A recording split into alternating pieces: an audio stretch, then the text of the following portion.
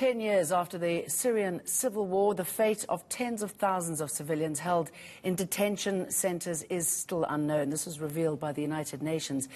The US is now demanding that the status of detainees be made public and the bodies of those who died be returned to their families. Detainees are believed to have been subjected to torture and sexual violence. Let's discuss this with Naeem Jeenah, Executive Director at the Afro-Middle East Centre. I mean, it's 10 years ago, and it's a war that we should never forget because it's still playing out very much today, isn't it? I mean, those sort of unforgotten victims or, you know, not forgotten, obviously not forgotten by their families, but the way government treats so many of them still today.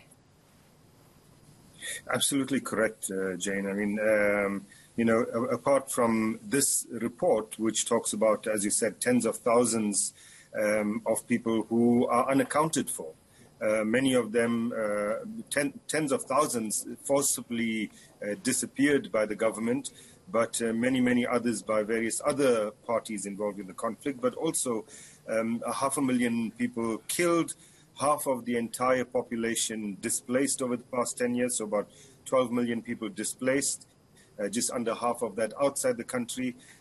It's a huge humanitarian catastrophe that has unfolded over the past 10 years, and for political reasons, there's no will at the moment to solve it rapidly. There was a real power play, obviously, a proxy war, you know, with Russia's intervention. It certainly helped a lot there. You wonder if those who are in these jails, these detention centres, will ever get any justice, because it seems to be, from the international community, when it comes to them, hands off. Well, according to the report, Jane, it's not hands-off from foreign powers. It's actually very much hands-on, in that each of the powers that is involved is supporting the silence perpetrated by whoever they support. So Russia and Iran supporting the regime, which is the biggest culprit in this, according to the report. But also, you know, you talk about Turkey that supports Hayat Tahrir al-Sham. The report mentions them and the prisons that they've had, depriving people of dignity. The Islamic State group is probably the only one that didn't have foreign support.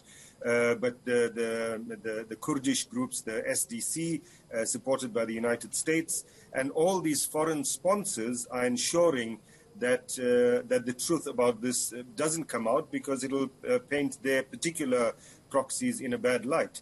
So, okay, so what's going to change us? I mean, the peace accord collapsed. I mean, hardly any surprise there. We've seen some action, apparently Israeli attacks near Damascus, the US hitting Syria because of what happened to some of their troops in Iraq. Is this just something that's just going to keep on rumbling away?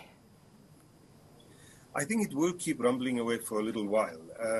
Look, I think that even from some of the outside powers, Russia, for example, is a little not completely fed up, but irritated with the Syrian regime, because for Russia, getting the talks right is huge in terms of political and diplomatic prestige.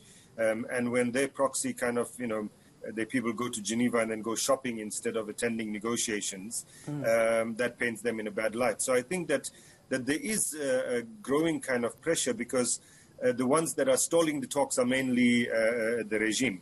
But they want to drag it out as much as possible. And, you know, last year, many of us were saying that by the end of the year, there'd be a resolution in the talks.